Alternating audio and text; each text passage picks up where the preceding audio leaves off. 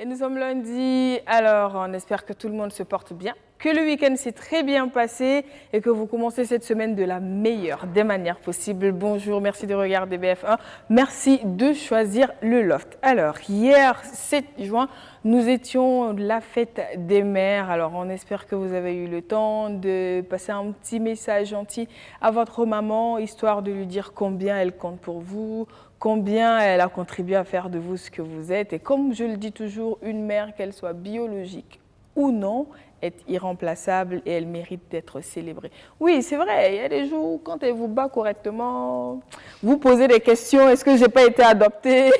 Mais quand vous avez des problèmes et qu'elle passe des nuits blanches avec vous, vous vous rendez compte que quand même, elle souffre souvent plus que vous de ce que vous traversez. Donc, bonne fête à toutes les mamans du monde entier, que Dieu leur donne une longue vie, beaucoup de force et surtout beaucoup de courage pour continuer. Alors aujourd'hui, nous, on s'intéresse également à une mère, on va dire une autre forme de mère, la mère nature, notre environnement, parce que le 5 juin de chaque année, c'est la journée mondiale de l'environnement. Et vous le savez, aujourd'hui quand même, je pense qu'on commence de plus en plus à prendre conscience de l'importance de prendre soin de l'environnement, de l'impact sur le changement climatique et le réchauffement climatique dans nos vies et dans nos activités au quotidien, du danger vers lequel nous sommes en train de foncer si on continue une surconsommation, si on ne fait pas attention à ce qu'on fait, parce que les générations à venir méritent d'avoir une terre qui se porte bien et ça dépend entièrement de nous. Donc aujourd'hui, on s'intéresse spécifiquement à la gestion des déchets. À la maison comme dans la ville, il est important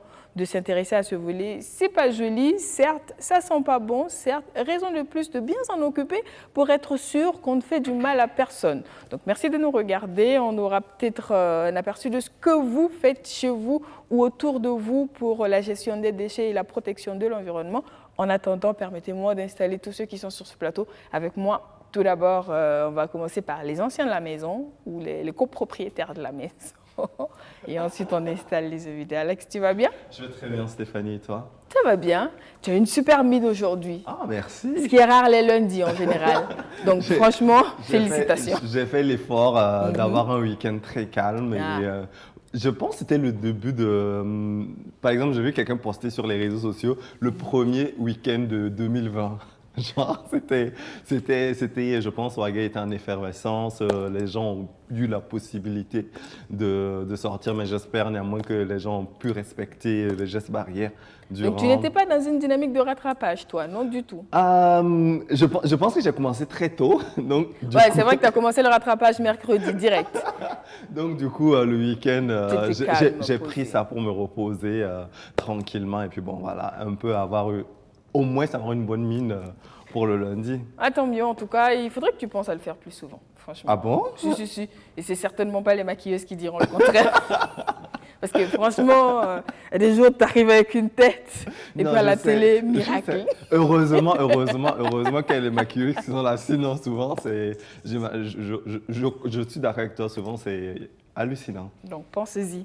Et demain, on espère t'avoir avec une mine comme ça. Et toi, tu as fait des rattrapages ce week-end ou pas du tout? Tu n'as rien fait? Non, du tout. Je me suis vraiment reposée à la maison. Bon, je pense que les téléspectateurs connaissent toute cette récitation de Stéphanie maintenant. Mais en même temps, la personne qui a la preuve que j'étais pas chez moi, qu'elle l'amène. Il n'y a pas de problème. Il n'y a même pas de problème. Toi, si tu as une preuve vas-y. Ok. Tranquille. J'apporterai la preuve en immense très bientôt. D'accord. Pas de ce week-end, mais c'est certainement pas de ce week-end puisque j'étais à la maison. Aux téléspectateurs, je leur ferai un live un week-end avec Stéphanie, sans que tu te rendes compte. On verra. En attendant, permets-moi d'installer les autres invités. Donc, on a le plaisir d'avoir juste à côté de toi, Alex, monsieur Amidou Sawadogo.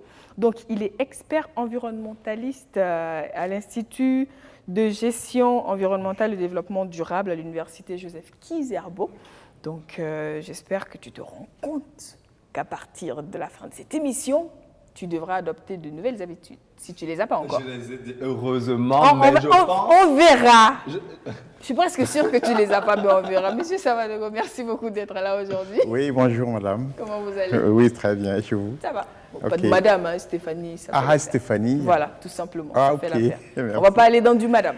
Moi, je peux vous dire monsieur, mais Ok. Tout simplement. Et juste à côté de moi, nous avons Monsieur Séraphin Koutaba. Il est responsable de projet appui à la gestion des déchets municipaux, donc dans les villes secondaires du Burkina Faso. Il est également le président de l'association Plateforme Ressources Internationales. Donc, bienvenue sur notre plateau. Merci. Entre autres, je n'ai pas tout cité parce que c'est Oui. long, Oui. mais je pense que j'ai mis l'essentiel ou pas. Exact. D'accord. Merci d'être des nôtres. Merci. Comment vous allez? Je vais très bien. D'accord. Et le week-end? Du social. Ok. C'était des PPS, des funérailles, donc. Mais Tout ça va. ensemble? Samedi, c'était les Ah, PPS. Ok. Et hier, dimanche, c'était les funérailles. pardon? Les baptêmes, c'est vrai qu'il y a eu des baptêmes aussi par Chez endroit, nous, les mais pour baptêmes ont lui, eu lieu c'était- le week-end passé. D'accord. À ok. Ziliari. Ah, ok. Mais ça va, vous êtes en forme pour le début de cette semaine? Très bon. Hier, c'était la fête des mères. Oui. D'accord. Donc forcément, vous avez quelque chose à dire à des femmes qui nous regardent. On ne pourrait simplement que les souhaiter une très bonne fête et que l'année 2020, avec l'ensemble de la situation, qu'elle soit en fait meilleure à l'avenir. Amen. Merci beaucoup. C'est ça, Ouaddougou. Oui. Parce qu'en fait, j'ai envie de dire, comme c'était la fête des mères hier, aujourd'hui, on laisse les femmes se reposer pour que les hommes parlent et leur souhaitent quelque chose. Un petit mot pour toutes les femmes, toutes les C'est mamans leur qui nous dire regardent. d'abord merci. Oui. Merci pour tout. Et parler de la femme, c'est parler de l'homme. Et parler de l'homme, c'est parler de la femme parce que c'est des moitiés. Et voilà, donc il n'y a pas d'humanité sans la femme. C'est sûr, Voilà, c'est pas une question d'égalité, c'est une question de complémentarité. c'est ça. Voilà. En général, je ne parle pas de inférieur ou supérieur ou égal, non, c'est une question de Non, complémentarité. il faut le tout pour... Sans un des genres, il n'y a pas l'autre genre et vice-versa. C'est clair. Voilà. Pour pouvoir être éternel, l'humanité a besoin des deux sexes. C'est bien beau tout Sinon, ça, monsieur Sawadou. Un homme et un homme, ça s'arrête là et puis c'est fini. Une C'est femme et bien une femme, beau tout ça, s'arrête là mais vous aussi. ne dites pas ce que j'ai envie d'entendre. Qu'est-ce Oui. que vous dites aux mères, aux mamans? C'est merci, D'accord, c'est le mot merci. d'accord. Le Et mot pour les merci, hommes, c'est- rassurez-vous, la fête des pères, c'est dans 2 semaines. Généralement, on ne célèbre pas la fête des pères. Si, pour ceux qui s'en souviennent. Moins. Oui, Bon, on oublie. oui. On oublie. Mais On je oublie pense le que plus c'est souvent. aussi- Mais on va important. travailler à ce qu'on vous oublie moins. Alors, la formule est simple. C'est vrai que cette année, on a célébré les mères le 7 juin, mais la formule est simple. Les mères sont célébrées le dernier dimanche du mois de mai et les pères le 3e dimanche du mois de juin. Ah, c'est comme ça. Voilà. Donc, en principe, on ne peut plus oublier. Donc, comme hier, c'était le premier dimanche, encore 2 et c'est votre tour. Ok. Donc, c'est bon? 2 semaines. Oui, dans 2 dimanches. Notre tour, c'est-à-dire notre... c'est La c'est fête qui des pères. Ah, ok, mais c'est la fête de tout le monde aussi. Exactement. Que ce soit la fête des mères ou la fête des pères, c'est la fête de tout le monde. Non, mais moi, je trouve Donc, que ce n'est pas la fête des hommes et la fête des femmes, non. Non, non, non. Donc, ce n'est pas notre Si, ouais, mais on va quand Tout le même monde. mettre la lumière sur vous. fête des pères. Célébrer la fête des pères. Oui, on va mettre la lumière sur vous parce Ouais. que, quoi qu'on dise, c'est vrai que vous l'avez tantôt, les pères sont souvent moins célébrés. Ouais. Du coup, on oublie tout ce qu'ils font comme sacrifice Ouais, pour ouais. leur famille, pour leurs enfants, C'est pour vrai. leurs épouses. Donc, c'est bien Ouais. qu'un jour aussi leur soit consacré, Ok, c'est vrai. tout simplement. Ouais, ouais. Mais moi, en fait, je suis particulièrement contente que ces jours-là, que la fête des mères soit venue un peu après la fête, enfin, la Journée mondiale de l'environnement, Ouais. et qu'aujourd'hui on parle de l'environnement parce que dans nos sociétés, en général, quand on parle de gestion des déchets, quand on parle organisation et gestion des ordures ménagères, en général, on tourne le regard vers la mère, en général vers la D'abord, femme, oui. parce que c'est elle qui C'est doit la s'occuper de s'assurer que tout est bien Ouais. propre. La salubrité. Et- En voilà. général, c'est Exactement. dans nos pays, c'est surtout nos mamans qui ont en charge la propriété de la maison en général. Donc, c'est elles vraiment qui sont un peu les responsables de l'environnement, du cadre de vie au niveau des domiciles. Exactement. Ça, c'est vrai, c'est le constat. Oui, et ça, mais je pense quand même que les choses commencent à évoluer de plus en plus, parce qu'il y a des hommes qui vivent seuls, Ouais. comme Alex. Du coup, comment tu gères tes déchets, toi? Très honnêtement, tes voisins nous regardent. Hein? Très honnêtement, j'ai la chance d'avoir une personne qui m'aide pour ce qui concerne le ménage. Donc du coup, je pense. En fait, elle s'occupe de tout. Tu t'es arrangé pour qu'il y ait une femme qui gère ça. Pas forcément une femme, c'est pas forcément une femme. C'est une femme, c'est une personne. mais je sais que c'est une femme en plus, donc tu sais que tu peux pas me cacher des choses. Donc du coup, je pense qu'elle a un moyen très à elle de gérer ça parce que honnêtement, je sais pas comment ça se passe. Quand je disais qu'il va devoir prendre de nouvelles habitudes d'ici la fin de cette émission, c'est pour ça. En fait, il sort, quand il rentre, c'est propre, tranquille. Mais il faut dire quand même que de plus en plus, Oui. les hommes, même quand ils ne sont pas seuls, mettent la main quand même À la dans cette... Oui, à la gestion. De plus en plus, en tout cas. Ceux en tout cas, qui sont sensibilisés ne laissent pas seulement l'épouse ou la femme faire ce travail, parce que les hommes s'intéressent maintenant ou déposer les déchets, etc. J'en connais plein, voilà, qui sont plus sensibilisés, plus sensibles à la propreté du cadre de vie du domicile. Aussi, depuis le couvre-feu, je pense qu'il y en a qui ont pris conscience qu'il faut. C'est ça. Mais moi, honnêtement, ce que j'aurais aimé avoir, et l'aspect m'aurait beaucoup intéressé, m'aurait même permis à mieux me consacrer aux déchets que nous faisons, que nous produisons, c'était la possibilité d'avoir des poubelles recyclables et des poubelles non recyclables. Là, au moins, tu es conscient. Commence par utiliser la poubelle. Ensuite, demande la poubelle recyclable. Mais parce que souvent, je me vois jeter des déchets qui me blessent le cœur parce que c'est des déchets qui auraient pu être recyclés en fait. Mais je te rassure, c'est comme je te dis, à partir de aujourd'hui, tu vas te rendre compte de beaucoup de choses. Parce que le tri, désormais, est pris en compte et normalement doit faire partie des nouvelles habitudes dans les familles. Mais avant d'arriver au tri, donc j'ai ma première question pour nos invités, puisque on est dans les ménages, on est dans les familles, et on sait que forcément la vie produit des déchets et il faut gérer cela. C'est quoi le modèle classique de gestion des ordures à la maison? Je vous pose la question, ensuite on va entendre un élément de réponse en vidéo. Alors, Monsieur Koutaba. Ok, merci beaucoup pour l'opportunité que vous donnez en tant qu'acteur de la gestion des déchets pour parler de ce qu'on fait au quotidien. Pour répondre un peu à votre question, il faut dire que quand on parle de gestion des déchets, c'est tout un processus. D'accord. Dans la mesure où, comme vous l'aviez dit, tout être humain produit des déchets. Après la production, c'est comment faire pour que ce déchet qui soit abandonné puisse suivre un circuit bien canalisé pour être traité. Donc, du coup, c'est un peu les manières, les comportements que tout un chacun a à la maison. Après la production, comment je me débarrasse en fait de mes déchets. Il a parlé en fait d'avoir plusieurs poubelles. L'essentiel, c'est de savoir où est-ce qu'on met en fait les déchets, oui. pour que par la suite, maintenant, en fait, l'autre étape qui est l'enlèvement de ces ordures vers en fait un système de traitement puisse être opéré. D'accord. Voilà. Donc déjà, dans un premier temps, la première étape, c'est d'avoir une poubelle. Bon, dire qu'avoir une poubelle, oui. Un contenant pour pouvoir en fait mettre les ordures. Oui. Voilà. Donc, c'est vrai qu'on était venu sur la question en fin d'émission, quand on avait fait une émission en radio, vous et nous. Oui. Mais avoir un contenant pour mettre les ordures, communément appelé une poubelle, c'est bien cela. Mais c'est quoi l'histoire de la poubelle? Oui, il faut dire que le mot poubelle vient du nom de famille de quelqu'un. D'accord. Voilà, c'est le mot qu'on donne maintenant au contenant. Mais dès qu'un contenant doit recevoir des ordures, il devient une poubelle. Oui. Mais il faut se rappeler que ce n'est qu'en 1883 qu'un préfet français, ils appelaient à l'époque préfet de la ville de Paris, qui s'appelait Eugène Poubelle, a imposé aux populations de Paris d'avoir désormais un contenant pour mettre leurs déchets dedans, pour que ça suive le circuit dont parle M. Koutaba. D'accord. Donc, et comme c'était une imposition, les populations appelaient le contenant poubelle.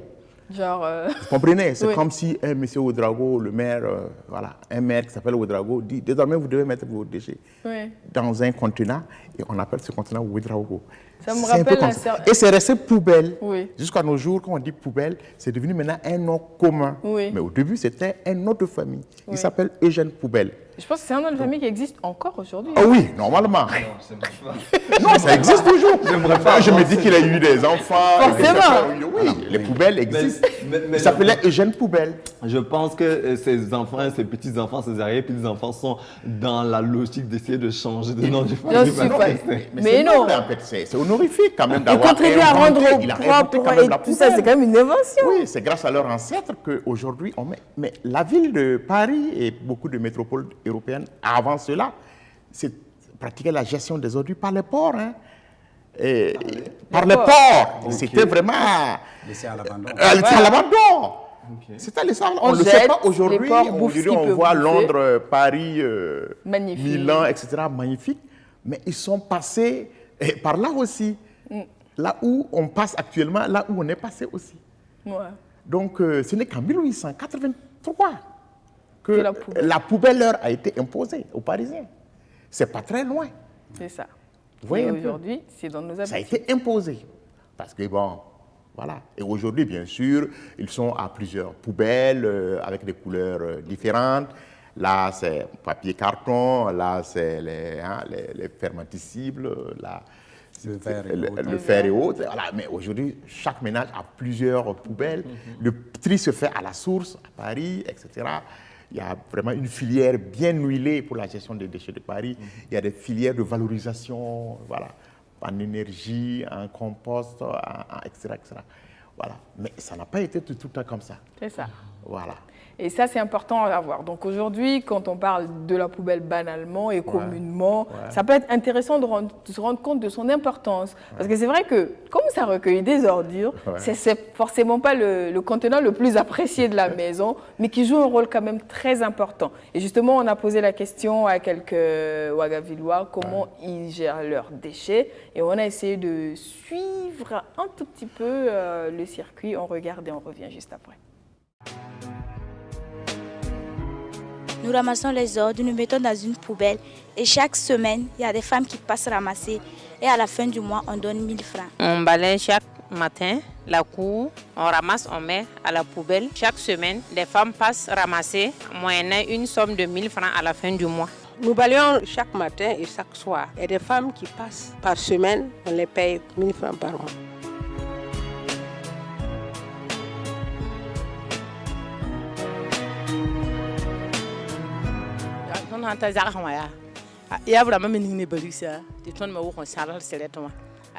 Nous partons dans les ménages pour récupérer les ordures et nous les stockons dans les bacs. Dès notre arrivée, certaines femmes procèdent à des tris avant que les ordures ne soient déportées à Toudouégo. Le bac là, le lieu pour verser là, on veut ça. Il n'y a pas de lieu pour verser. On peut amener 3 fois par jour ou bien 4 fois par jour. Là, il n'y a pas de lieu pour verser là, c'est à cause de ça. C'est trop petit pour nous. Après avoir déchargé les ordures, nous trions les sachets, les papiers, les feuilles mortes et les plastiques que nous revendons à des particuliers pour être recyclés en pavés, en chaises et autres.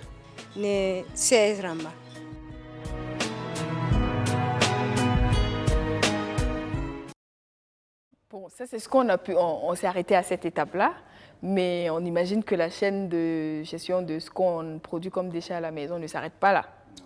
Donc c'est quoi la suite? Ok. Quand on prend la filière de la gestion des déchets, pour des villes qui sont organisées par de l'étape de pré-collecte, qui consiste à ramasser les ordures produits au domicile, au bureau, au niveau du commerce, pour les envoyer soit dans des centres de regroupement, comme ce que vous venez de voir au niveau en fait, des images.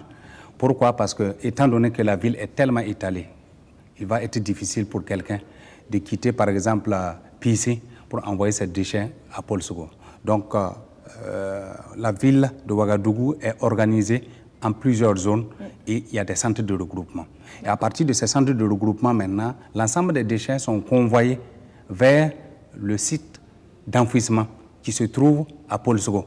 D'accord. Alors, bon, mais le troisième invité qui va nous rejoindre sur le plateau pourra en fait expliquer de ce circuit. Donc l'étape de la gestion des déchets, on va parler en fait de pré-collecte, collecte, de traitement, parce que c'est une étape... Donc, pré-collecte, c'est ce qu'on fait à la maison? Oui. D'accord. Okay. C'est une question, en fait, d'école.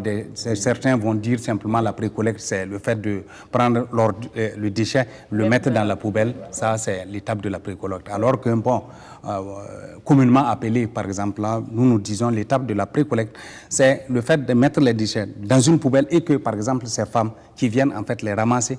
Ça, c'est l'étape de la pré-collecte. Et ces déchets doivent être envoyés dans des centres de regroupement. Et à partir des centres de regroupement, c'est des camions qui les convoient vers maintenant le centre d'enfouissement et de traitement.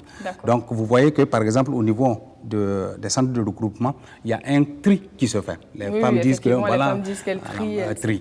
Donc, c'est l'étape normale qui devrait en fait intervenir au préalable, qui se retrouve au niveau des centres de regroupement. On devrait le faire à la maison. À la maison. Ok. Voilà. Donc, t'as entendu, Alex? C'est un peu de ça que je parlais. Oui. C'est un peu de en fait, ça tu dois le faire, même si tu n'en as pas l'impression. Le frère doit avoir plusieurs poubelles. C'est ça. Mais le problème, il doit s'acheter. Oui. C'est pas à quelqu'un de lui donner parce que parfois on pense que. Il faut venir donner. Voilà, il doit s'acheter 4 poubelles. 4? Ah oui. D'accord. C'est au moins 4, non? Oui, bon, il y a tout un préalable parce que bon, il ne suffit pas seulement en fait d'avoir en fait, les 4 poubelles à la maison. Si les collecteurs qui doivent venir les chercher doivent les mettre en fait dans la même charrette. C'est ça le problème. Il y a tout un système qui doit en fait s'organiser autour de la pré-collecte, autour de la collecte. Et ça, bien sûr, de concert avec les opérateurs de collecte que sont les femmes, mais également en fait les mairies qui doivent en fait trouver le bon système pour que il y ait par exemple une programmation pour que aujourd'hui on va prendre la poubelle verte parce qu'on n'a qu'une seule charrette. Après, ce qui se passe dans les pays développés avec peut-être le seul camion, on a plusieurs compartiments, alors que ce n'est pas en fait le cas avec les moyens de bord dont on dispose. Donc, c'est à partir de cet instant qu'on adapte un peu, avec nos moyens de bord pour pouvoir atteindre le résultat le plus efficacement possible. Donc, mais moi, j'ai envie de dire que si quand même on fait le tri à la maison, les femmes qui le font une fois au centre de collecte là, elles n'auront plus à le faire. Non. Parce que quand elles vont arriver, c'est déjà séparé. Bon, elles récupèrent ça, elles savent ce qu'elles vont en faire parce qu'elles vont l'envoyer dans les lieux de recyclage et de l'autre côté, elles vont l'amener directement. Aujourd'hui, si vous voyez par exemple en fait les collectrices qui se promènent en ville, vous allez voir que accrochés à leur charrette, vous allez voir en fait des sacs contenant en fait des bidons et consorts. Oui, effectivement. Souvent, elles le trient immédiatement. Donc, si à la maison déjà en fait il y a cette opération qui est faite, quand elles vont arriver, les bouteilles, ils vont les mettre dans un sac, accrocher le plastique. Voilà. D'accord, mais c'est bien. Moi, j'ai envie de savoir. C'est vrai que les déchets, c'est pas beau. Ça sent pas forcément bon. Mais au-delà du fait qu'on a envie d'assainir notre cadre de vie, c'est quoi l'intérêt pour l'environnement de gérer les déchets produits? Ok. Et comme le monsieur Koutaba le disait, l'homme produit forcément des déchets. Oui. Qui dit vie, dit production de déchets. C'est clair. Voilà. Quand on vit, on produit forcément des déchets, du matin jusqu'à notre cousin, etc. Maintenant, ces déchets, il ne faut pas les voir d'un mauvais œil forcément, je pense, parce que ça fait partie de la vie. Ouais. Il faut savoir surtout les gérer. C'est là le problème. C'est ça. Parce que s'ils sont mal gérés, il y a des conséquences. Okay. C'est là l'objet de votre question. Oui, c'est ça. Et il y a des conséquences néfastes sur déjà l'environnement. C'est la pollution des eaux de surface, la pollution atmosphérique, il y a la pollution des eaux souterraines. Voilà. Donc ça va toucher la faune, la flore, voilà. L'homme aussi. Oui, je viens. L'homme maintenant, un autre point, ça c'est sur la santé humaine. Ok. Voilà. L'environnement inerte, l'environnement faune-flore, mais après, il y a aussi notre santé. Parce que nous dépendons de cette faune et de cette flore. Absolument. Voilà, notre cuisine, c'est les végétaux, ce sont les animaux. Voilà, c'est ça. Donc, si ça touche l'environnement, ça va nous toucher. Donc, ça va toucher la santé humaine. Et ça va toucher l'économie, parce que nous n'allons pas avoir des produits de qualité. Et ça va toucher le bétail, vous savez, les animaux qui ingèrent les sachets plastiques, donc ça a un coût sur le cheptel. Donc ça touche l'économie, voilà, ça touche l'image de la ville. C'est clair. Ça touche l'image de la personne ne veut faire du tourisme dans une ville sale. Donc c'est clair. ça a un coût sur le tourisme, donc l'image de la ville. Donc, ça touche tous les pans de la société. Voilà. Donc, mal géré, on pense que, OK, je jette mon lotus par terre, ce n'est rien, mais c'est très dangereux. Après, par effet domino et par amplification, le problème se trouve gros. Oui, voilà. C'est sûr. Etc. Donc, c'est ce que je peux dire. Il faut se rendre compte, vas-y. Oui, en fait, moi, je voulais juste avoir un éclaircissement.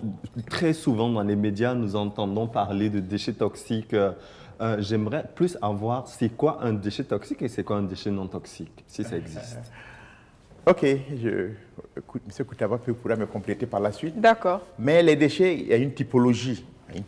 Les déchets ne sont pas les mêmes. Tout de suite, nous avons parlé de tri. Oui. Voilà, donc il y a des déchets un peu, on dit banals, les déchets banals. Ça veut dire ce qui est, les déchets ménagers généralement, c'est pas des déchets, en général, c'est pas des déchets dangereux. Puisque c'est des épulchures, voilà, des emballages, des papiers, voilà. Parce que tout simplement, il y a des déchets plus dangereux, notamment les déchets d'activité de soins, qu'on appelle les déchets biomédicaux par exemple. Vous prenez un centre de santé, un hôpital, voilà, ça produit les seringues après usage, c'est des pansements après usage, c'est des restes d'organes, etc. Vous voyez un peu. Donc c'est une catégorie de déchets assez très dangereux. Il y a parfois aussi des déchets industriels qui sont aussi des déchets très dangereux. Ça va dépendre de la nature de l'industrie, mais ça va des déchets radioactifs à des déchets d'une certaine chimie, etc. Donc vous voyez que ce n'est pas une catégorie à comparer avec nos épulchures et nos papiers de maison. Voilà, donc il y a une certaine catégorie comme ça de déchets vraiment à suivre de près et dont la gestion est vraiment à taille assez particulière. Voilà, c'est des déchets normalement qui doivent soit être incinérés et même le transport doit être un transport assez spécialisé pour le faire. Voilà. Quand on prend les déchets d'activité de soins, la plupart, c'est l'incinération. Je dis bien incinération et non combustion. Ça n'a rien à voir en fait. C'est différent. pas allumer une. Voilà, et c'est mettre pas le poser feu, mes non. seringues, mes pansements et allumer et dire que ça c'est une incinération. Non. L'incinération c'est au moins 800 degrés Celsius. Wow. Voilà. Donc c'est cette catégorie-là qu'on appelle généralement des déchets toxiques ou dangereux, etc. Voilà, pour montrer un peu leur caractère particulier par rapport à nos déchets ménagers que nous avons à la maison. D'accord. M. Koutaba veut ajouter? Oui, donc la toxicité est fonction en fait de la dangerosité en fait du type de déchet. Il a parlé, ça peut être solide, ça peut être liquide. Si vous prenez aujourd'hui Safito produit en fait des déchets. Après la gestion en fait c'est toute une problématique. Si vous prenez en fait les hôpitaux, effectivement ils produisent en fait un type de déchet où la manipulation n'est pas donnée à n'importe qui. Même si malheureusement de nos jours on se rend compte que bon, souvent c'est abandonné dans la nature, laissé à la portée des enfants. Alors que vous saviez que de nos jours, les enfants fouillent les poubelles ou les décharges pour trouver soit de la ferraille ou du plastique dur pour aller vendre. J'en ai vu particulièrement à Wayuga, j'étais quand même un peu choqué de me rendre compte que, bon, voilà. Ce qui n'est pas censé être à l'accessible. Mais finalement, il a dit, c'est pas la combustion, c'est l'incinération. Parce que si on fait la combustion, les déchets ne sont pas en fait détruits et après ça se retrouve finalement en fait au niveau des décharges. D'accord. Voilà. Donc il faut prendre ça en compte. Et du coup, moi, ça m'inspire une autre question. Souvent à la maison, on peut avoir été malade, il y a des médicaments qu'on a achetés, on ne l'a pas forcément terminé, et il y a des restes de produits qui finissent par périmer. Et qu'est-ce qu'on fait de ces restes de médicaments-là? Normalement, au jour d'aujourd'hui, en fait, il y a quand même des procédures pour le traitement des déchets biomédicaux. D'accord. Partout, que ce soit au niveau des officines pharmaceutiques ou au niveau en fait des structures de santé, il y a quand même en fait un processus qui est là. Normalement, si on ne finit pas, on peut retourner. D'accord. Donc, on peut retourner, normalement, on retourne le médicament. Parce que c'est comme, par exemple, une pharmacie qui a des produits périmés. Oui. Elle fait quoi avec? Elle ne va pas, en fait, les abandonner. Donc, elles doivent suivre, en fait, un processus, un circuit pour que ces déchets puissent être éliminés. Donc, en principe, on doit retourner. Maintenant, bon, quel est, au niveau, en fait, de nos pharmacies, le dispositif qui est là? Peut-être ça également, en fait, c'est de chercher, après approfondir, en fait, la question pour D'accord. voir comment, en fait, eux, ils gèrent en fait la plupart de ces déchets. D'accord. Donc, si je comprends bien, c'est-à-dire que les médicaments qui sont, par exemple, dans la trousse de soins d'urgence de la maison, qui sont périmés, on ne doit pas les mettre à la On ne poubelle. doit pas les mélanger avec les épulsures et les papiers de la maison. D'accord. On ne doit pas, parce que les conséquences sont désastreuses. Imaginez, vous mettez un type de médicament. Un médicament, c'est un composé chimique, hein, Oui. c'est un principe actif. Après, ça va rejoindre les autres, ça va se dissoudre dans l'eau, ça va aller dans les eaux de surface, ça va aller dans les barrages. Et la structure chargée de traiter l'eau des barrages pour nous approvisionner en eau n'a pas forcément les moyens de traiter le principe qui est dans l'eau. OK. Et donc, cette eau, nous allons la boire. Et quand nous la buvons, l'effet sur nous est là. Ça peut jouer sur nos hormones, ça peut jouer sur la reproduction, ça peut produire des maladies cancérigènes, etc. Voilà. Donc, c'est très dangereux. Ça dépend, puisqu'il y a tout type de médicaments qu'on injecte. Donc, ça nous expose vraiment à un vrai problème sanitaire. Donc, souvent, on ne se rend pas forcément compte. Normalement, ça doit suivre sa filière particulière. D'accord. Ce que tu as parlé de retour, je pense que c'est idéal. Parce qu'effectivement, on n'a pas à domicile une autre filière comme ça facilement. Donc, le retour à l'envoyeur, je pense que c'est la filière la plus simple. D'accord. Voilà. Mais est-ce qu'aujourd'hui, c'est une pratique que l'on peut... En fait, demain, si moi je me lève et que je décide de trier tout ce qui est médicaments et que je ramène ça en pharmacie, est-ce que c'est sûr qu'on me les prendra? Il y a ça aussi. Normalement, ils comprennent. Ah, d'accord. Ils comprennent mieux que... Parce qu'ils savent quand même l'impact possible de ces médicaments en poubelle. Il connaît. D'accord, ok. Il sait. Et Ouais, même c'est s'il sûr. doute, Non, c'est sûr qu'il est plus conscient que... Parce que je ramène parce que je ne veux pas mettre avec les autres déchets, etc. Ah oui, il va comprendre rapidement. Direct. D'accord, Voilà. ok. C'est bon à comprendre. savoir. Donc, mais pour ce qui est des autres types de déchets, moi j'ai envie de dire, c'est vrai qu'on a parlé tantôt de l'après-collecte, déjà de l'usage de la poubelle à la maison.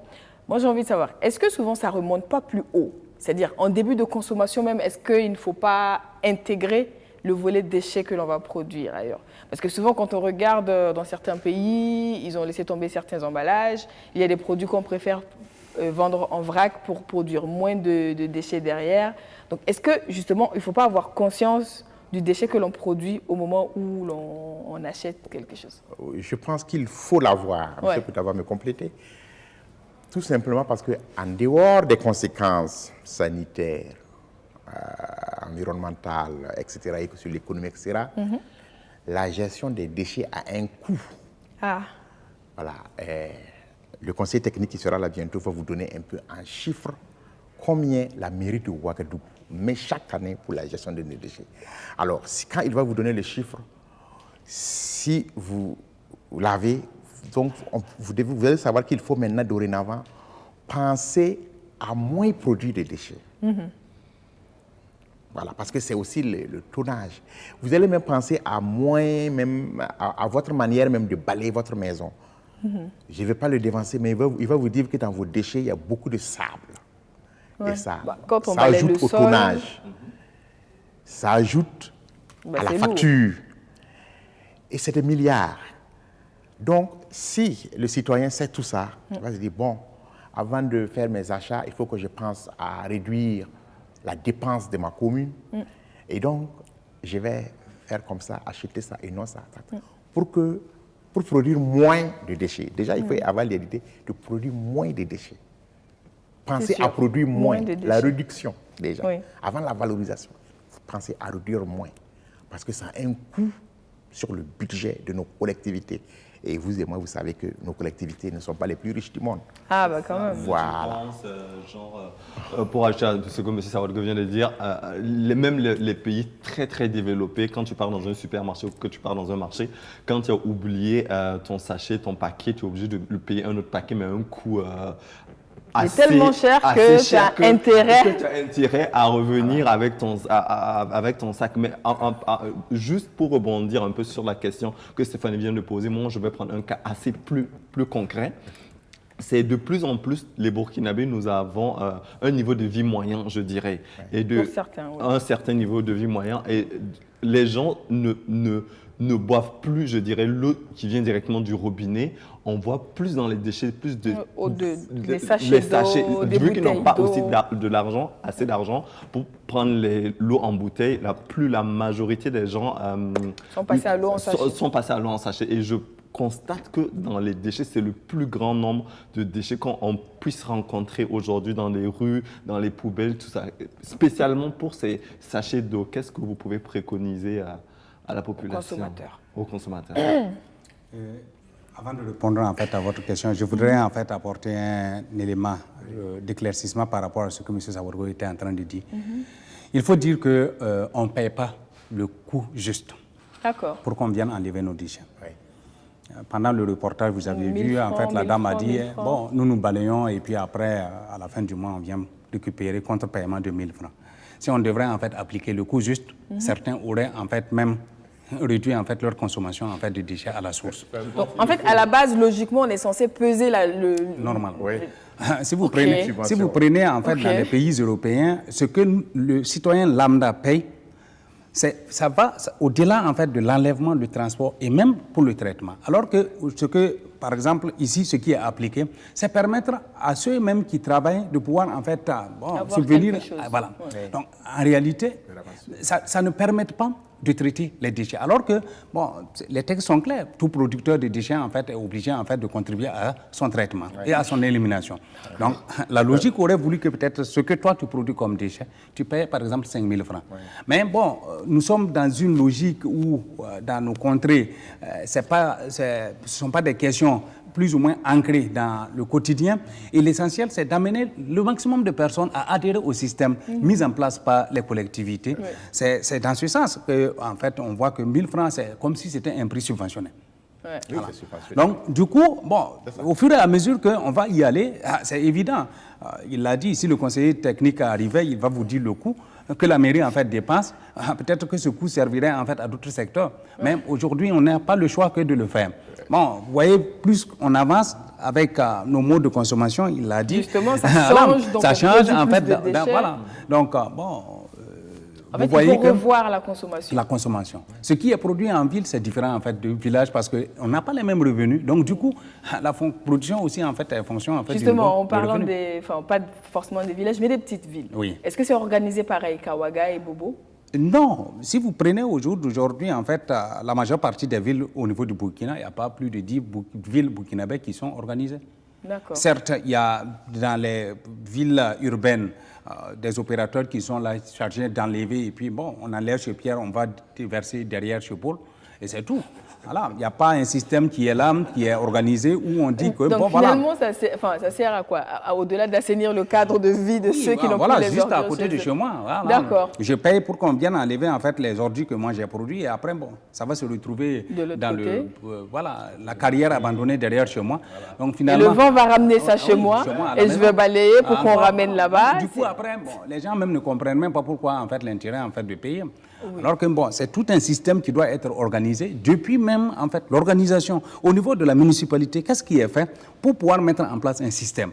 Ensuite, les opérateurs qui doivent en fait s'occuper en fait de leur enlèvement. On enlève ici, on amène où et après comment ça doit en fait voilà. Donc bon, c'est aussi en fait une réalité en fait qui est là. Bon, on parle de la gestion des déchets, mais derrière en fait il y a des contraintes. Mais je veux dire, est-ce que c'est pas parce que on entend souvent parler de business autour du déchet? Est-ce que les gens ont pris ont conscience que ça peut être une source de revenus, au-delà de juste l'enlever? Oui. Parce que les dames ont dit tantôt, elles trient pour qu'on en fasse des chaises ou autre chose avec les plastiques durs. Donc, est-ce que dans les petites villes, dans les villes secondaires, on se rend compte que ça peut être une source aussi de revenus comme ça? Ou il n'y a pas assez de production de déchets pour parler de ça?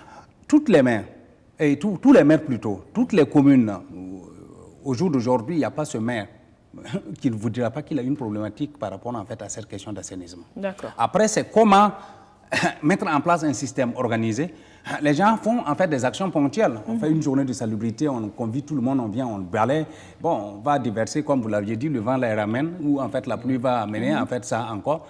Et puis bon, on est là, on a fait une journée de salubrité. Après, quel est l'impact par rapport en fait à l'amélioration du cadre de vie? C'est pour cela que j'ai dit, en fait, la gestion des déchets, c'est un processus, c'est pas un événement. On ne se lève pas du jour au lendemain, on fait, voilà, on met en place, bon, truc, non. Ça se construit. Le conseiller technique vous dira, Ouagadougou, ça fait combien d'années? Comparé Ouagadougou à Bobo, vous allez vous rendre compte que ce n'est pas la même chose. Donc, après, il y a tout ce qui est l'engagement politique, l'organisation qui est autour de la question, qui mettra ou qui permettra de dire, ah, on a un bon système efficace, bon, ou peut-être en fait un système qui ne fonctionne pas. Mais bon, c'est ça aussi. Hein. Il faut le temps et le coût. Voilà, il faut du temps, le coût et l'engagement politique. D'accord. Si, en fait, les premières autorités ne sont pas engagées, vous allez assister, en fait, à du catastrophe. On a vu, ce n'est pas seulement en fait la gestion des déchets, tous les secteurs. Quand on parle de plan communal de développement, ça regroupe un certain nombre de trucs. Après, il va falloir en fait prioriser et avoir les moyens de sa politique pour pouvoir en fait le mettre en œuvre. D'accord. Voilà. Alors, vous avez cité plusieurs fois le conseiller technique de la mairie centrale. Oui. Donc, je pense que nos téléspectateurs se disent oui, mais c'est dommage qu'il ne soit pas là parce qu'on le cite, donc c'est dire qu'il a des informations intéressantes pour nous. Bah, je vous rassure.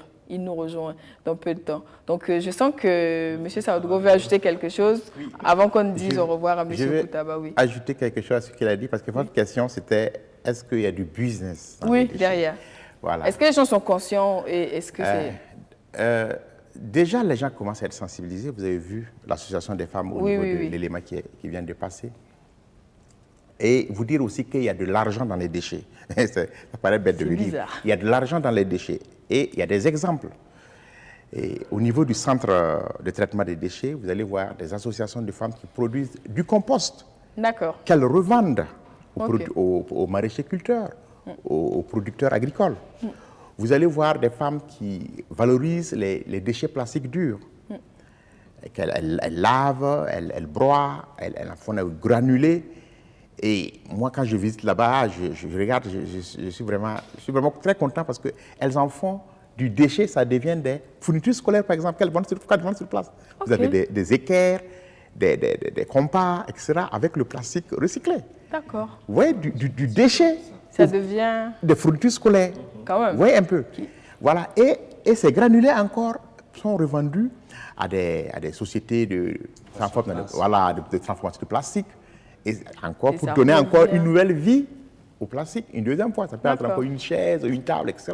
Vous voyez un peu. Et côté des déchets liquides, il y a des structures qui produisent du biogaz. Ok. Voilà, je ne vais pas trop les citer pour peut-être pas faire de la publicité. Mais il y a des structures qui produisent du biogaz, qui produisent donc de l'énergie, qu'elles revendent à la Sonabel, etc. À la Sonabel, oui, okay. Oui. Donc, c'est-à-dire qu'effectivement... Voilà, il y a du business dans les déchets. Il faut trouver. Il y a du business, mais comme M. Koutaba l'a dit, il faut en amont une organisation institutionnelle, une volonté politique. Il faut vraiment une organisation des acteurs. Il faut ce préalable-là. Voilà. Et vraiment un renforcement des capacités, une sensibilisation pour que vraiment ces acteurs-là, en tout cas, s'organisent et se jettent dans ce business du déchet. D'accord, le business du déchet. Oui. Voilà, donc l'expression est sortie. Oui, donc, Monsieur Koutaba, donc, on va inviter le conseiller technique à nous rejoindre. Mais avant de vous dire au revoir, quand même, moi j'ai envie d'avoir votre dernier message pour tous ceux qui nous regardent par rapport à la gestion des déchets et de leur importance dans notre vie. Ok. Il a posé une question qui est effectivement par rapport à ceux qui consomment la gestion de l'eau en fait des eaux en sachet. Bon, il faut dire qu'aujourd'hui, il y a son côté bénéfique qui est en fait l'hygiène. Même si bon, il y a des doutes par rapport à la qualité de certaines eaux. Oui. Et après, on les consomme, mais quel est après ce qu'on fait? Il a dit, à vue d'eux, on se rend compte que c'est la plus grande majorité ou la plus grande proportion en fait, des déchets contenus dans nos poubelles. Bon, on ne pourra simplement que, effectivement, lancer un appel à la prise de conscience des uns et des autres. Certes, on a soif, on boit, mais on ne doit pas en fait les balancer. c'est vrai que, bon, d'une collectivité à une autre, ce n'est pas la même chose. Mais je dis, moi, je vois en fait des gens, quand ils voient leur poche, c'est plein, en fait, de lotus, de chewing-gum, de quoi. Et après, bon, ça coûte à quoi, par exemple, en fait, de les avoir et après trouver un contenant pour pouvoir en fait les abandonner. Sinon, si c'est à chaque point de rue qu'on doit le faire, j'ai dit une fois en circulation, une fille très bien sapée, elle a balancé en fait son lotus comme ça, et puis bon, j'ai dit, mais vous êtes belle, mais ce que vous êtes en train de faire, ça ne vous ressemble pas. Pour se dire qu'après, il y a des femmes qui doivent venir en fait l'enlever. Ouais. Donc, bon, il faut qu'on travaille à conscientiser plus ou moins en fait les uns et les autres sur la question. Parce qu'au jour d'aujourd'hui, il a plu avant-hier. Si vous voulez, les caméras, ils n'ont qu'à aller au niveau des caniveaux. Des caniveaux et même au niveau du barrage de Tanguay. À l'heure actuelle, aller vers en fait, là où se trouve l'hôtel Silemandé, vous allez voir. Après, si on dit qu'on doit traiter cette eau pour la consommation, après... c'est sûr qu'on n'aura pas envie de boire l'eau du robinet. On n'aura pas en fait, envie de boire en fait, l'eau du robinet. Donc, c'est pour dire que bon, y a quand même des acteurs qui sont sur le terrain, qui font en fait de grandes choses. Et au jour d'aujourd'hui, je crois que c'est dans la synergie d'action qu'on pourra en fait réussir la gestion des déchets. Parce que sinon, ça ne va pas, c'est pas si évident que ça. Bon, comme j'ai dit, ce sont des questions nouvelles qui apparaissent dans nos sociétés avec des modes de consommation. Bon, si vous regardez en fait sur les images, c'est ça. Après, oui, c'est pas joli.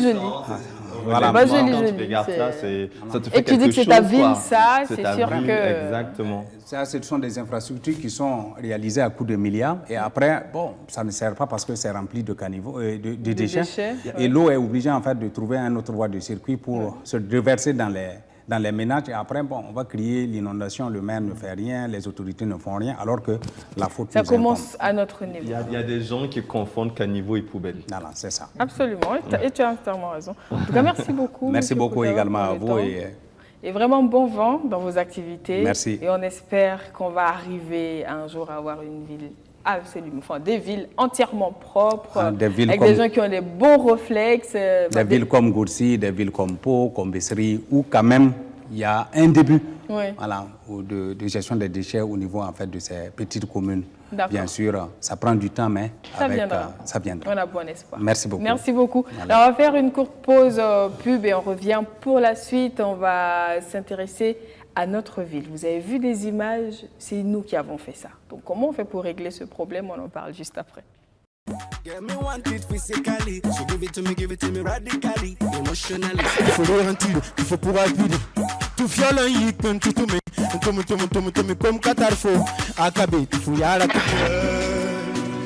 Et celui qui lui jettera. Sans elle, moi, je n'arrive pas à m'endormir. Ne me demande pas la lune, j'ai beaucoup mieux pour toi. Depuis un certain temps, c'est vraiment la misère. Partout dans mon pays, les gens se plaignent. Supporter en amour, il faut supporter. Travailler, à l'école, il faut travailler. Bientôt sur BF1. Get me wanted physically, so give it to me radically, emotionally. Il faut le rentrer, il faut pouvoir vider. Tout violent, il peut tout me comme Qatarfo. Akabé, il faut y aller. Et celui qui lui jettera. Sans elle, moi, je n'arrive pas à m'endormir. Ne me demande pas la lune, j'ai beaucoup mieux pour toi. Depuis un certain temps, c'est vraiment la misère. Partout dans mon pays, les gens se plaignent. Et nous voilà de retour sur le plateau. Je rappelle, aujourd'hui, on parle de gestion de nos ordures depuis la maison jusque là où ça va. Et ensuite, protection de l'environnement. Parce que c'est vrai que quand on dit environnement, on a l'impression de voir tellement grand qu'on a le sentiment que c'est loin de nous, alors que ça commence directement à la maison. Et on a le plaisir, pour la suite de cette émission, de recevoir El Hadj Sidi Mohamed Cissé. Il est conseiller technique à la mairie centrale et ancien directeur de la propreté de Ouagadougou. C'est bien cela? Oui, c'est bien cela. Bienvenue sur notre plateau. Et merci bien. On vous attendait avec impatience. Oui. Parce que on se rend compte des dégâts que l'on fait à Ouaga. Ou du moins, on voit, oui. mais on ne se sent pas directement concerné oui. parce que ce n'est pas dans notre maison. Oui. Alors qu'il y a énormément de déchets qui sont produits dans la ville de Ouagadougou. Moi, j'ai envie de savoir, oui. à peu près, est-ce qu'on arrive à estimer la quantité de déchets produits à Ouaga?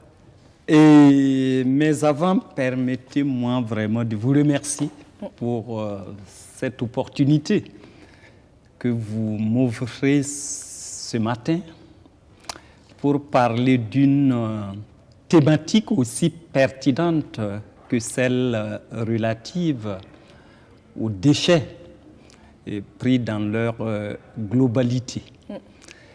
Et Ouagadougou, à l'instar des autres grandes métropoles, est confronté également aux graves problèmes de gestion des déchets.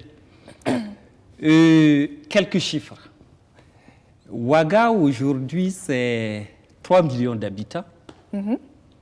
600 000 tonnes d'ordures ménagères générées annuellement.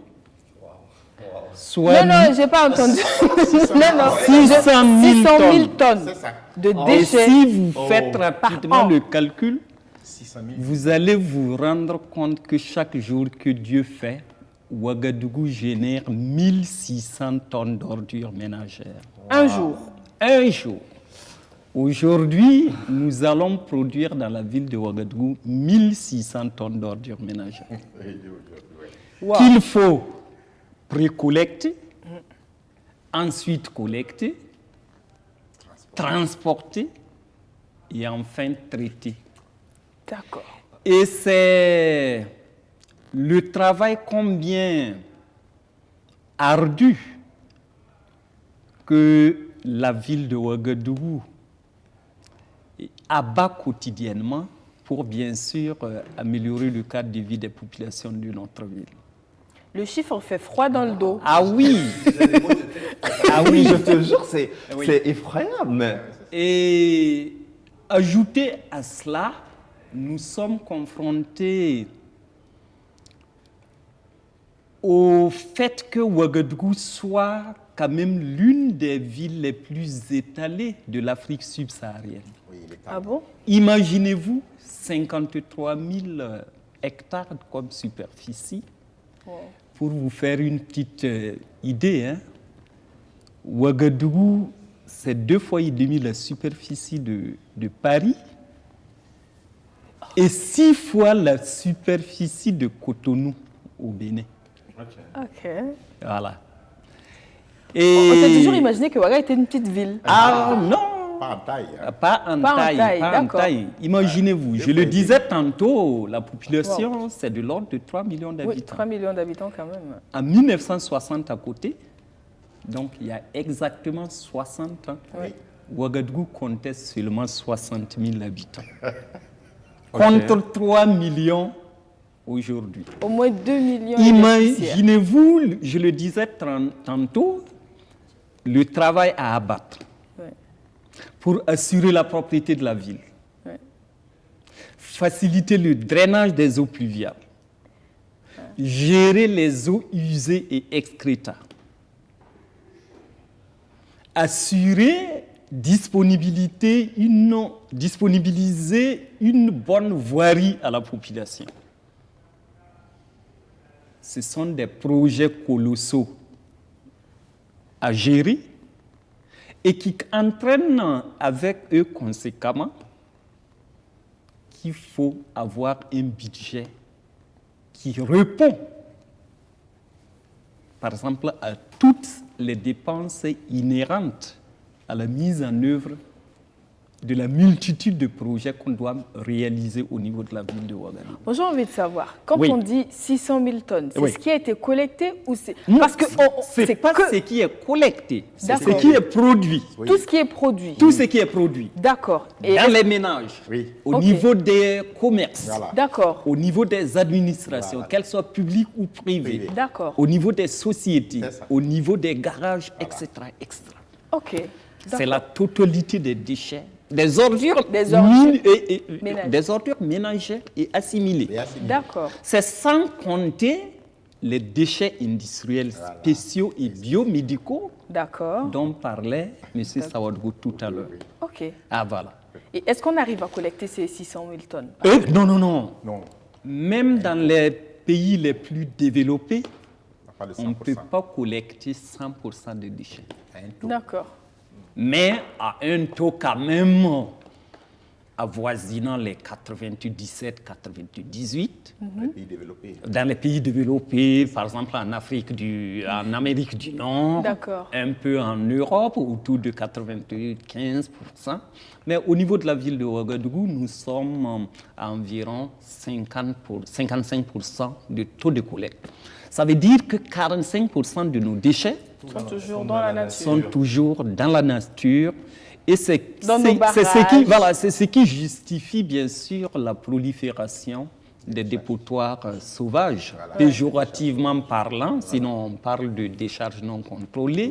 C'est ce qui se trouve dans les ouvrages de drainage qui sont les caniveaux, c'est ce qui se trouve au niveau aux abords des plans d'eau et même à l'intérieur. Si vous faites un tour aujourd'hui au niveau des 3 plans d'eau de la ville de Ouagadougou, qui sont les barrages numéro 1, 2, 3. Mais la pluie d'hier a charrié de grosses quantités de déchets qui ont eu pour point de chute ces barrages-là.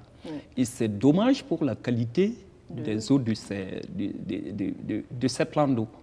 Donc, en fait, c'est vrai que l'eau des barrages reviennent chez nous?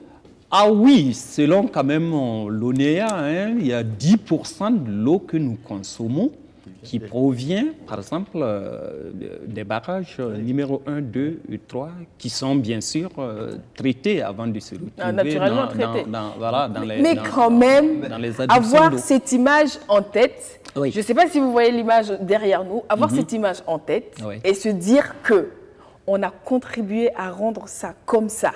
Parce que moi j'estime qu'on est tous responsables de cette image-là. On est tous responsables de cette image-là. Donc, vous avez bien dit, vous avez touché du doigt les principales difficultés auxquelles la ville de Ouagadougou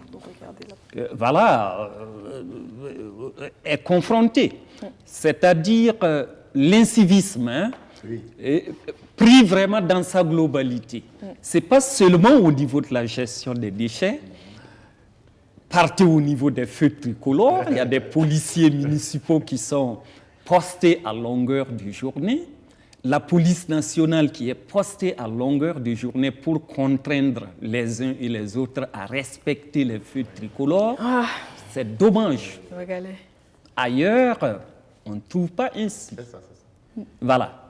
Vous avez envie d'ajouter, oui? La simple, voilà. À Ouagadougou, on peut, même si on met une poubelle à chaque mètre, les gens vont jeter leurs déchets entre 2 poubelles. Ça, c'est clair. Ils vont trouver le moyen. Ça, parce qu'il y a vraiment ce travail de sensibilisation que nous devons faire. Et votre émission participe. Mais moi, j'ai envie de savoir, est-ce que c'est la sensibilisation qu'il faut? Parce que logiquement, on sait que quand c'est sale, on n'a pas besoin de ça à côté de soi. Après la sensibilisation, il faut toucher à la poche. Peut-être. Sinon, je suis sûr que même si on met une poubelle à chaque mètre, il y en a qui vont trouver le moyen de jeter entre les deux poubelles. C'est sûr. Oui. Moi, je pense que si la sensibilisation est répétitive, les gens auront au moins, ça va ancrer, ça va rester dans les esprits des gens et ils pourront. Mais en même temps, on ne sensibilise pas pour la génération actuelle, mais pour la génération future. Mais en fait, mais si la génération actuelle en a conscience, je pense qu'on donne l'exemple aux plus jeunes. Forcément, ils prennent ça et je pense, comme l'adage le dit, il faut avoir une main de fer dans un gant de velours. C'est vrai qu'il faut sensibiliser. Mais il faut souvent des mesures coercitives et au-delà, il faut la répression. C'est ça. Ce n'est pas pour rien, les textes ont été élaborés. La loi est là. Reprise sous forme de décret au niveau des départements ministériels qui sont à leur tour repris sous forme d'arrêtés municipaux au niveau des collectivités territoriales. Et Au Burkina, nous sommes nantis en matière de texte. Ah oui. C'est ce qu'on dit, ouais. Nous sommes Ouais. nantis en matière de texte. C'est sûr. Souvent, c'est l'application qui fait Pose problème. défaut. Ouais. Et on est accompagné. Au niveau des collectivités locales, la loi transfère de façon explicite la gestion des déchets, en l'occurrence les ordures ménagères. Oui. C'est une compétence dévolue aux collectivités locales. Oui. D'accord. Et par conséquent, une mission régalienne des collectivités C'est ça, territoriales. D'accord. Et nous sommes aidés au niveau des collectivités locales parce que le Code de l'environnement prône le principe pollueur-payeur. C'est ça. D'accord. Donc, tu pollues, tu payes. Tu Oui. pollues, C'est tu ça. payes. D'accord. Ouais. Ce que vous avez eu à débourser pour faire enlever vos ordures, c'est cette même somme qui va permettre la collecte de ces déchets, leur transport vers les lieux appropriés, que sont les centres de collecte, mais également le centre de traitement et de valorisation des D'accord. déchets, d'où ils vont subir un traitement approprié. D'accord. Le professeur l'a dit tout à l'heure, nous disposons au sein de ce site-là 2 unités de valorisation. Une unité de valorisation de tout ce qui est fermentescible, en compost bien sûr, et une unité de valorisation des déchets Bon, pour plastiques. tout ce qui est fermentescible, on va dire en français facile. Bon, tout ce Donc, qui est pourrissable, Voilà. voilà, D'accord. biodégradable, Ouais, pourrissable, ouais. tout ce qui Le peut taux se jeté. décomposer. Oui. Voilà. Donc, voilà ce que nous faisons au niveau de la ville de Ouagadougou. Mais comme à toutes les occasions, il faut rappeler que ni la commune, ni même l'État central ne peuvent tout faire, Ouais, c'est sûr. surtout en matière de préservation de l'environnement, Ouais, c'est clair. en matière de gestion des déchets. C'est ça. Donc, il faut qu'il y ait une prise de conscience à la fois individuelle et collective. C'est ça. Nous devons main à main Oui. accompagner et la commune Oui. et l'État central. Et tout de suite, il a parlé par exemple du tri sélectif des déchets. Oui, c'est ça. Ce n'est pas réservé aux nantis. Hein. Actuellement, le tri sélectif est devenu une nécessité. Ceux qui le font ailleurs, ce n'est pas parce qu'ils ont les moyens. Hein. Parce qu'on nous qu'ils dira sont, déjà une parce qu'ils poubelle, sont ça contraints. suffit. Ils sont obligés. D'accord. Mais aujourd'hui, il y a des ménages où trouver une seule poubelle appropriée, il faut vous lever très tôt. Ouais. Mais les gens diront que c'est un problème de moyens. Mais écoutez, vous dites que c'est un problème de moyens. Le fait de bourser une modique somme d'environ 2 000 ou 3 000. La commune ne demande pas trop aux populations. Hein. Mais à 2 000 francs, on peut avoir une poubelle. Nous, on ne dit pas au niveau de la ville de se doter de fûts de 9 000 ou de 12 000. Un contenant. Juste un C'est contenant. juste un contenant Oui, contenant. pour pouvoir recevoir sélectivement les déchets que vous générez quotidiennement dans J'ai vos envie de dire, ménages. ça peut même être un récipient usagé. Usagé, ça peut être des seaux de seconde main, ça peut être des emballages plastiques qui ne coûtent pas plus de 500 francs. Oui. Donc, à 1 500 francs, vous avez 3 poubelles distinctes Pour le qui mois. vont recevoir le reste, les restes alimentaires, même s'il n'y en a pas beaucoup, tout ce qui est plastique, tout ce qui est verre, métaux et tout ce qui est vrac, Voilà. tout ce qui est déchets fermentescibles. D'accord. Nous avons la chance au niveau de la ville de Ouagadougou de mettre actuellement en œuvre le projet intitulé « Projet moins de déchets, plus d'opportunités », l'économie verte au service des micro, petites et moyennes entreprises de la ville de Ouagadougou. D'accord. Et le 31 janvier passé, nous avons fait le lancement officiel du tri sélectif. Ah, Voilà. d'accord. Donc, depuis le 31 janvier 2020, officiellement ici, il faut qu'on passe dans au la tri zone sélectif. du projet. D'accord. Et qui se fait actuellement très bien, sauf que c'est le projet qui a doté Les poubelles. un certain nombre de ménages de 3 poubelles pour pouvoir initier ce tri sélectif-là, qui sera bientôt, bien sûr, étendu à l'ensemble de la ville. C'est la volonté au niveau de la ville de Ouagadougou, c'est qu'au terme de ce projet, que l'on puisse étendre le tri sélectif à l'ensemble des ménages de la ville de Ouagadougou. Moi, j'ai envie de dire pour tous ceux qui peut-être y pensaient, comme Alex, qui se dit, déjà, ils peuvent commencer à penser à faire un tri sélectif, à comprendre comment ça se passe. Mais j'ai envie de revenir quand même aux chiffres, parce qu'on nous a parlé d'un chiffre énorme par rapport à la gestion. Par rapport à la gestion de ces 600 000 tonnes. Oui, le prix. Combien ça coûte de gérer tout ça? Au niveau de la ville de Ouagadougou, c'est environ 4 milliards de francs CFA qui sont alloués par an à la propriété de la ville de Ouagadougou. D'accord. 4 milliards de francs CFA. Pour un pays comme le Burkina Faso. Le milliard, c'est 1 000 millions. Exactement. La ville de Ouagadougou. Donc, ça fait 4 000 millions de francs CFA que la ville de Ouagadougou alloue annuellement pour assurer la propriété de la ville de Ouagadougou.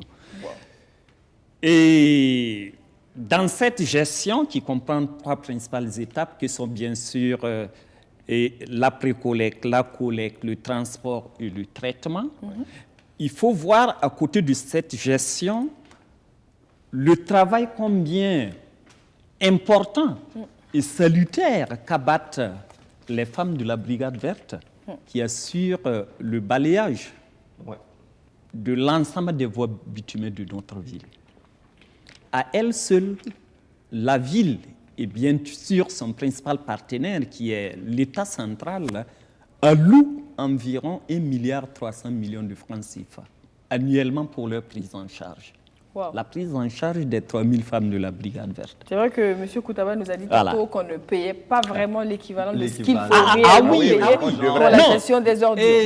C'est vrai qu'il y a une sorte de péréquation qui a été faite dans l'étude que la ville de Ouagadougou a réalisée à l'époque où on élaborait le schéma directeur de gestion des déchets solides, qui est du reste en cours d'actualisation.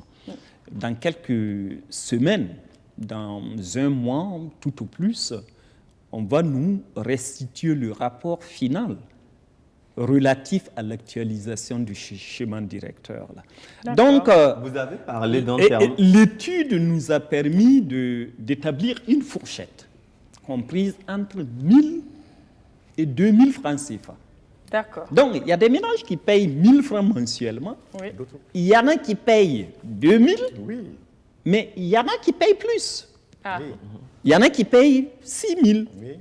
Et si vous prenez l'exemple des infrastructures hôtelières, comme l'hôtel Laïko, l'hôtel Pilmont-Silmandé, les grands hôtels comme Splendide si je continue de vous laisser citer, on va me dire de payer la pub. Voilà, donc il y en a qui payent sans oublier les représentations diplomatiques. D'accord. Voilà, il y a certains qui payent jusqu'à 100 000, 150 000 francs par mois pour faire enlever leurs déchets.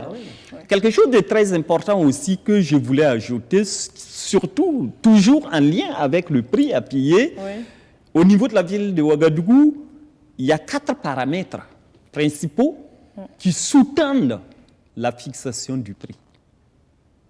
Voilà. C'est la proximité avec le centre de collecte. Ça, c'est un. Il y a la quantité de déchets qui est générée. On peut avoir 2 ménages comment dirais-je, qui ont un mur mitoyen, mais qui payent différemment pour faire enlever leurs déchets parce qu'ils ne produisent pas les mêmes quantités. D'accord. Et il y a le bâti, le standing du bâti, sans oublier le type de matériel qui sert pour l'enlèvement de ces déchets. D'accord. Donc voici les 4 paramètres que nous avons mis en jeu lors de l'étude là pour pouvoir établir la fourchette que je viens de donner. Alex avait quelque chose à... Non, en fait, c'était juste l'éclaircissement par rapport à un terme. Vous avez parlé de péréquation. Oui. Et c'est un peu par rapport à ça pour la plupart des téléspectateurs comme nous, on arrive à comprendre c'est quoi. Voilà. Non, c'est dire que la fourchette comprise entre 1000 et 2000 et même au-delà, nous l'avons établi, surtout la fourchette de 1000 à 2000, on a tenu compte du pouvoir d'achat des citoyens de notre ville. D'accord. Voilà. C'est pour vous dire qu'en quelque sorte, il y a les plus nantis contribuent au paiement de ceux qui en ont des déchets des ménages moyens dans la ville de Ouagadougou. Cette précision, elle est importante. Elle est importante, effectivement. Mais malgré tout, malgré ces efforts qui sont consentis par la ville de Ouagadougou, il y en a qui estiment toujours que c'est la ville de Ouagadougou qui doit enlever tous les déchets des ménages de la ville parce que voilà, c'est la commune qui est en charge de la gestion de tout ce qui se trouve dans la maison commune. Je pense qu'après avoir entendu le chiffre de 4 milliards, il y en a qui vont réfléchir. Ils vont réfléchir par deux fois. Alors, ils vont quand même se rendre à l'évidence quand même qu'il y a des efforts qui sont consentis au niveau de la ville de Ouagadougou. Alors, on nous écrit sur Facebook, très rapidement, je regarde les messages qu'on a reçus. On a Séna qui nous dit bonjour, Zachary également, courage à vous. Que Dieu bénisse le Burkina. Anne Kaboré, salut Botem, je salue le monsieur par qui nous avons des objets destinés à mettre nos ordures appelées poubelles. Ensemble, gérons nos ordures ménagères et protégeons notre environnement.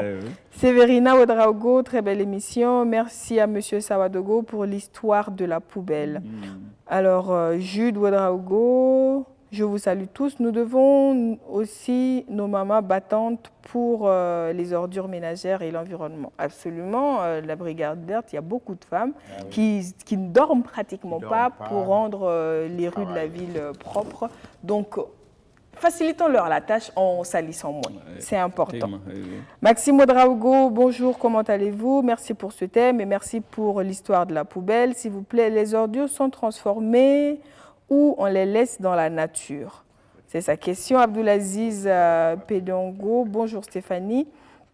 Et à tous les invités, le thème d'aujourd'hui est très important. Pour cela, je profite de votre émission pour inviter toute la population burkinabé à cultiver l'éco-citoyenneté pour faire de notre pays une destination à ne pas manquer. Mais ceci est possible par la bonne volonté des autorités administratives. Celles-ci ont la charge de sensibiliser. Merci beaucoup et bonne émission. Abdul Karim Sawadogo, merci beaucoup. Bonne émission, courage à vous. Hussein Nombré, bonjour à toute l'équipe de l'émission du Loft et les différents experts sur le plateau. Pour ma part, l'État, à travers les maires, doit sensibiliser la population par des publicités et activer sur l'utilité et la propreté de l'environnement. Même si on ne doit pas dire à quelqu'un que la propreté de l'environnement est normale, il le faut avec la population, car avec plus de sagesse. Je pense que le maximum de gens comprendront. Merci et bonne émission à vous. Merci beaucoup, Hissène. Alors, bonne émission, Kevin Dabo, belle initiative. Ah, on a quelqu'un qui est super content, qui nous a envoyé une tasse de café bien chaud. Merci beaucoup, Alassane Touré. Alors, Abdul Diallo, vraiment, c'est un problème en Afrique, ordure. Donc, ensemble, pour éliminer cette voisins, hein. Remercions Dieu. Afrique, le soleil, toujours présent pour tuer les microbes. Sinon, donc donc, heureusement qu'il y a du soleil pour tuer les microbes. Sinon, vu comment on gère nos déchets, on est pratiquement à la fin de cette émission, mais il y a quand même quelqu'un qui a demandé si les ordures sont transformées ou laissées à la nature. Je pense quand même que la réponse est ressortie plusieurs fois dans tout ce que vous avez dit. Rapidement dire quelque chose. J'ai parlé des 2 unités de valorisation qui se trouvent sur le site du centre de traitement et de valorisation des déchets de la ville de Ouagadougou. Nous avons une quinzaine de femmes au niveau de l'unité de compostage qui produit du compost bio surtout, cette précision, bio, qu'elles mettent à la disposition, bien sûr, des maraîchers-culteurs, des agriculteurs, etc. etc. Et à côté de cette unité aussi, j'ai parlé de l'unité de valorisation, par exemple, des déchets plastiques, là aussi qui emploie une trentaine de femmes issus de la Brigade verte et qui s'attellent quotidiennement à valoriser ces déchets-là sous forme de granulés. Le granulé, c'est quoi? C'est de la matière première destinée à la fabrication des bouteilles comme ça, d'autres objets utilitaires comme des poubelles, comme les poubelles en plastique, bien sûr, des bouilloires. Voilà, des objets pour l'école, etc. Et même des fournitures scolaires. Donc la réponse est simple, les ordures collectées ne sont certainement pas laissées à la nature. Non. Sinon, quel est l'intérêt de mettre beaucoup d'argent pour les collecter? Donc c'est transformé et comme on le disait tantôt, c'est un bon pôle de business. Pensez-y, réfléchissez car le conseiller nous l'a dit, à peine 55% des ordures collectées. Il reste encore 45% qui doivent forcément aller au centre de traitement. On est vraiment pratiquement à la fin de cette émission. On va faire une petite pause et revenir pour se dire au revoir. Et je le rappelle, on était hier à la fête des mères et on a recueilli quelques messages d'élèves de la ville de Ouaga adressés à leur maman. Mais la pub, on revient.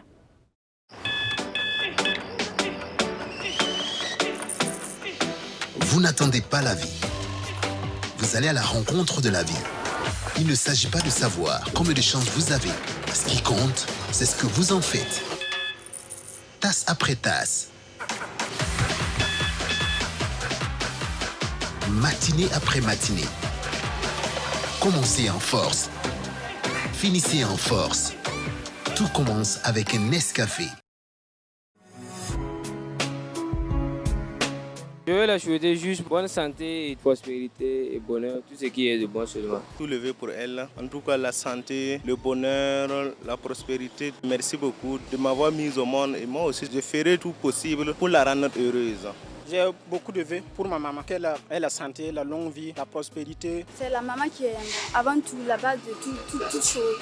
Donc elle mérite vraiment d'être valorisée. Pour ma maman adorée, je la souhaite beaucoup la santé, la longévité, la prospérité. Pour cette année, je n'ai pas encore prévu de cadeau, mais je crois que c'est en route.